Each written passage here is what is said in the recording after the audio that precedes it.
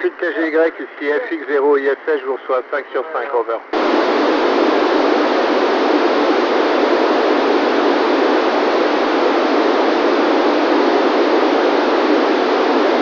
Bonjour Thomas, écoute, ici on est à l'heure UTC, donc on se met tous au lit le soir entre 22h et minuit.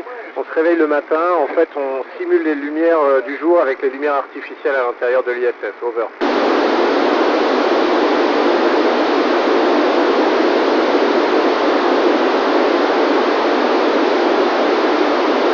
Bonjour Nathaël, eh bien, écoute, ici on simule le repère jour-nuit. On a d'ailleurs des lumières qui s'adaptent dans la station, qui changent d'intensité, qui sont un peu plus faibles le matin et le soir et qui sont un peu plus fortes dans la journée pour nous réveiller. Mais c'est vrai que par exemple le soir avant de se coucher, si on va dans la cupola et qu'on regarde la lumière du jour très très brillante, on aura du mal à s'endormir. Donc on essaye de simuler ça de manière artificielle. Over.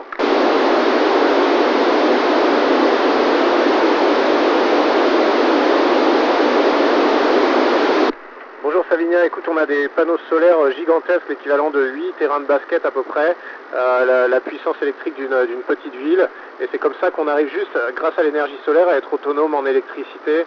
On stocke l'électricité pendant la journée dans des batteries, on la restitue pendant la nuit quand on n'est pas éclairé. Over.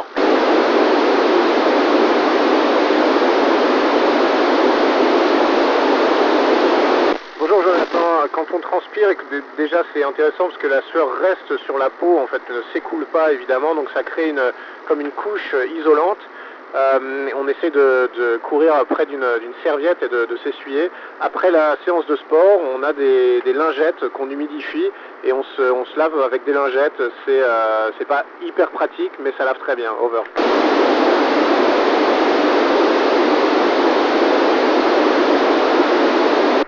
Bonjour Mathieu, avec plaisir, mais je ne sais pas si vous me voyez parce que j'ai pas la caméra de ham vidéo qui est réglée. Mais en même temps, c'est vrai que l'impesanteur, ça permet de faire des choses magiques, de faire flotter des bulles de savon ou des choses comme ça. Over.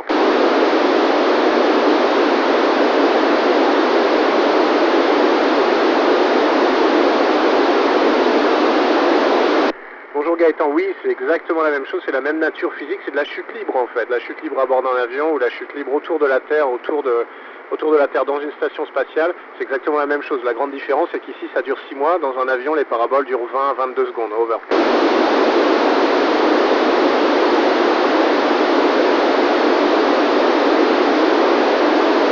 Bonjour Savinien, oui, ça suffit, c'est vrai qu'on fait beaucoup de sport, on essaie d'être en forme notamment pour ça, mais tu sais, le décollage, c'est pas très méchant, on prend 2G, 2-3G horizontaux, le retour, ça peut être un peu plus sportif, en rentrée en mode balistique, on prend jusqu'à 9, 10, 11G parfois, donc on espère qu'on rentrera en mode normal. Over.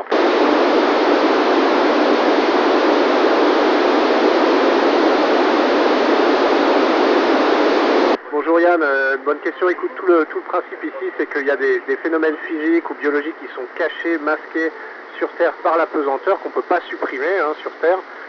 Nous, on peut y avoir accès. Un exemple, c'est pour faire des alliages de métaux, plutôt que les métaux se sédimentent en fonction de leur masse volumique, nous, on peut observer finement vraiment comment ils se mélangent entre eux. Pour la biologie, on peut créer des amas de cellules en 3 dimensions, un peu similaire à ce qu'il y a dans le corps humain, plutôt que dans un laboratoire où tout se passe dans des boîtes de pétri qui sont par définition plates. Donc c'est ça le genre d'avantage que la pesanteur nous procure. Over.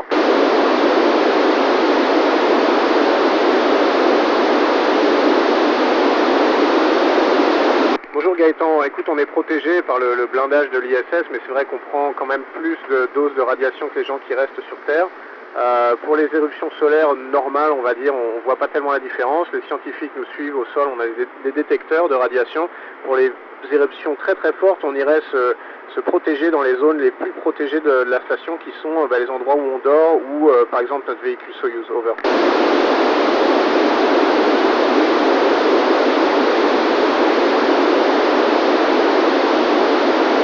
Bonjour Nathalie, écoute, c'est une question liée à la précédente. On est protégé par du blindage métallique tout simplement, hein.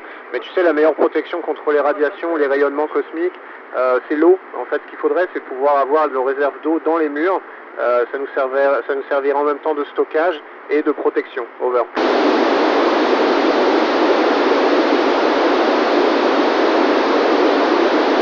Bonjour Bonjour Gaëtan, on a une formation de... Alors on n'est pas médecin évidemment, il y a certains d'entre nous étaient médecins dans leur vie d'avant, mais moi je ne le suis pas. Par contre on a une formation assez poussée en soins d'urgence.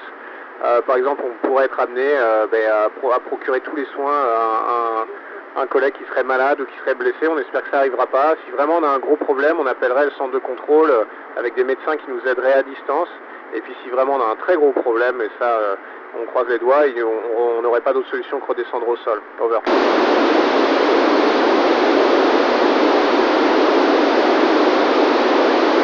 Gaëtan, écoute, on a des centrales inertielles, dans l'espace ce dont on se sert le plus, c'est des senseurs infrarouges pour calculer notre inclinaison en fonction du rayonnement infrarouge de la Terre. On a aussi des star trackers qui vont nous permettre en fait c'est un catalogue de constellations avec une caméra qui nous permet, en fonction de ce qu'elle a dans son champ de vision, de nous dire où on regarde.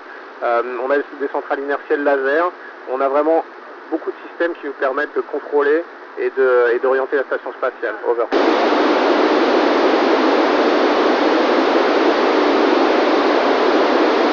Bonjour Jonathan, écoute, les sensations sont phénoménales, c'est comme être ton propre vaisseau spatial et flotter dans le vide du cosmos.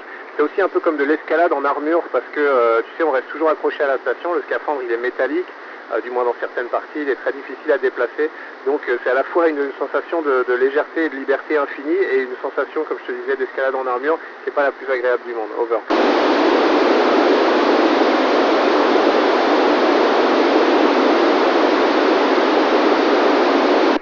Écoute Mathieu, c'est souvent au début de la mission, il y a des gens, il y a 25-30% des gens qui sont malades, même des astronautes professionnels. Et la raison c'est parce que le cerveau reçoit des signaux qui sont contradictoires. L'oreille interne nous dit, ben voilà, vous êtes à l'envers, alors que les yeux disent, non, pas du tout, on est à l'endroit, donc c'est un peu comme le mal des transports. Heureusement, moi j'ai eu la chance de ne pas être malade du tout, donc j'en ai profité dès le début. Over.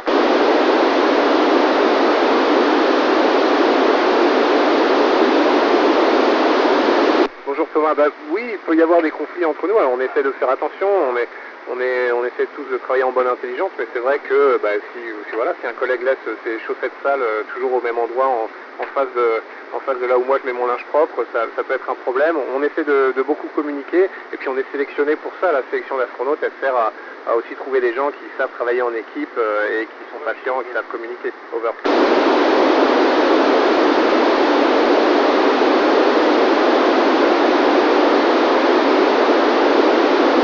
Bonjour Yann, oui, je le ferai avec plaisir. Pourquoi? Parce que les astronautes, moi j'aime bien croire qu'on est un peu explorateur moderne, on a envie d'aller là où personne n'est jamais allé, pas pour recevoir des médailles, mais parce que c'est important, parce que ça permet de répondre à des questions fondamentales, comment la vie apparaît, d'où venons-nous, où est-ce qu'on va, est-ce que la vie pourrait disparaître sur Terre si on ne fait pas attention, tout ça on le saura quand on ira sur Mars. Over.